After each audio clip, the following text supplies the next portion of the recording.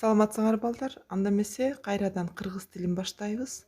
Бүгүн биз силер менен окшоштуктар жөнүндө сөз кылмакчыбыз. Окшоштуктардагы үлгү жуптарды, эталондорду байланыштыруунун түрлөрү жөнүндө айтып бермекчимин. Окшоштуктардан синонимдик байланыш болот.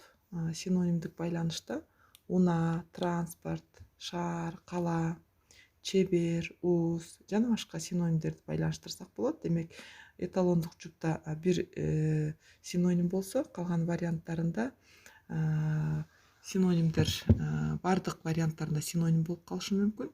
Мына ошондой болуп калса, анда биз сөз түркүмдөрүнө карап байланыштырсак болот.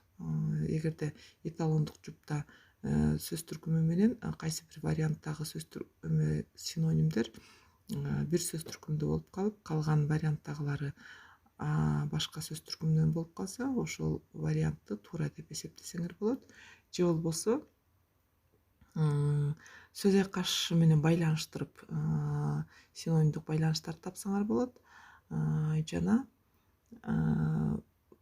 эталондук жуптагы синоним сөздөр менен варианттардын бирөөсүндө гана синонимдик вариант болушу мүмкүн жуптар, калгандары башка синоним эмес сөздөр болуп калышы мүмкүн.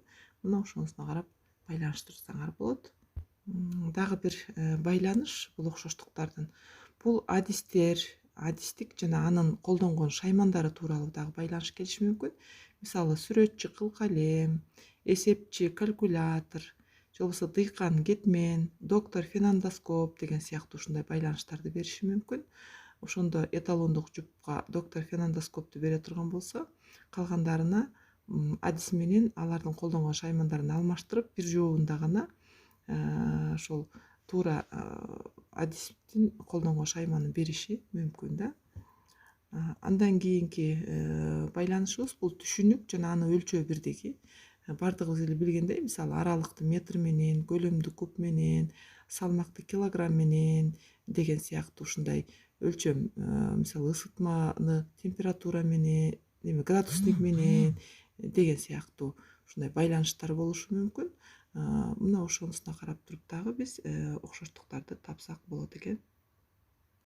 Андан кийинкибиз бул шаймандар жана алардын аткарган иштери жөнүндөгү окшоштуктар болушу мүмкүн. Мисалы, фенандоскоп мисалы тыңшоо милдетин аткарат, бычак кесет, калем сап бул жазуу, отвертка буроо, кист мисалы үчүн боёо деген сыяктуу ушундай байланыштар менен берилип калышы мүмкүн. Дагы бир окшоштуктардын түрү бул бөлүк аркылуу туюндурулган синонимдер болуп калышы мүмкүн. Мисалы үчүн, кайсы гана эл болбосун, алар өзүнүн баягы эмелери менен, дене түзүлүшү менен жакын адамдарын атап көргөзүшү бул бизге мындай бир алыс эмес, баардыгыбыз жакшы билебиз. Мисалы үчүн, кыргыздарда деле боорум деп бир тууганын айтат, карегим деп баласын айтат, туягым деп жалгыз бала, жүрөгүм деп сүйгөнү, оң колу деп жардамчысын жана башка. Демек, ушундай кандайдыр бир бөлүк аркылуу дагы бир нерсени туюндуруу маанисиндеги окшоштуктар болуп калышы мүмкүн. Ошондой эле баарыбыз иштеп жүргөн антонимдик байланыштар бар. Муну да силер жакшы билесиңер. Ак кара, мисалы, бакубат чабал, чийиш мурт, жакшы жаман, ары бери, өйдө төмөн деген сыяктуу антонимдик байланыштар болуп калышы мүмкүн. Эми дагы көп аябай антонимдер. Муну биз ушул эталондук жупка карап туруп, анан варианттардагы кайсы сөз антонимдик байланышта болсо, ошону туура деп эсептеп белгилей берсеңер болот. Кийинкиси түшүнүктөрдүн улам күчөө же алсыроо этаптык байланышы болуп калат. Мисалы, басуунун дагы күчөшү бул чуркоо, жылмаюу, мисалы, жылмаюудан барып күлүү, томсоруу деген ыйлоо, мисалы үчүн, үшүү, андан жогорку баскыч тоңуу. Ушуну эле кайра тескерисинче төмөндө алсыроо маанисинде берилип калышы мүмкүн. Мына ошол байланышына карап туруп, этаптык байланышына карап туруп, анан эталондук жуп менен варианттардагы жуптарды байланыштырсаңар болот. Кийинкиси себепке натыйжалык байланыштар бар. Мисалы, тайгылуу бул жыгылууга себеп болсо, ал эми машыгуу бул машыгуунун натыйжасында мисалы жеңиш болот, демек машыгуу бул жеңишке алып келет деген сыяктуу ушундай бир себепке натыйжалык байланыштар дагы болуп калат. Кийинки байланышыбыз бул символикалык белгилер менен болуп калышы мүмкүн. Мисалы калпак десе кыргыздын символу деп эталондук жупка бериши мүмкүн.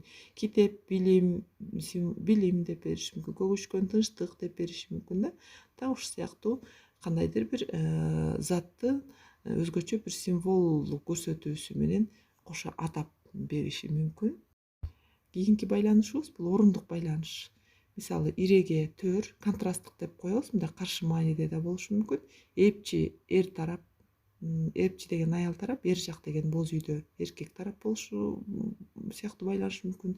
Эшик босого, мисалы пол шып, эшик улага жана башка ушундай бир карама каршы маанидеги орундук байланыштарды көрсөтүшү мүмкүн. Кийинкиси категориялык байланыштар же болбосо классификациялык байланыштар болушу мүмкүн. Мисалы так илимдер категориясында математика, физика, алгебра, арифметика, геометрия, тригонометрия дегендер боло турган болсо, мына ушуларды бири-бири менен байланыштырган ушундай бир маанайдагы окшоштуктар болуп калышы мүмкүн. Мисалы үчүн же болбосо сойлоочулар деген типти алсак, классты, анын ичинде мисалы жылан, кескелдирик, сөөлжан, курт кумурска мисалы үчүн ушундай кетиши мүмкүн.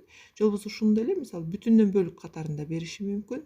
Мисалы сойлоочулардын ичине жылан кирет, мисалы физиканын ичине мисалы үчүн оптика кирет деген сыяктуу дагы байланыштарды бериши мүмкүн бүтүндөн бөлүктүү. Урматтуу балдар, мен силерге ушул окшоштуктардын бир канча мындай бир байланыш түрлөрүн боюнча айтканга аракет жасадым. Эми силер ушул байланышты баягы окшоштуктар тестин иштегенде бири-бири менен байланыштырганда ошол айтылган нерселерди эске алып туруп анан иштесеңер, балким силерге чоң жардам берет деген үмүттөмүн. Эмесе бүгүнкү биздин сабагыбыз ушуну менен соңуна чыкты. Кийинки сабакка чейин жолукканча саламатта болгула.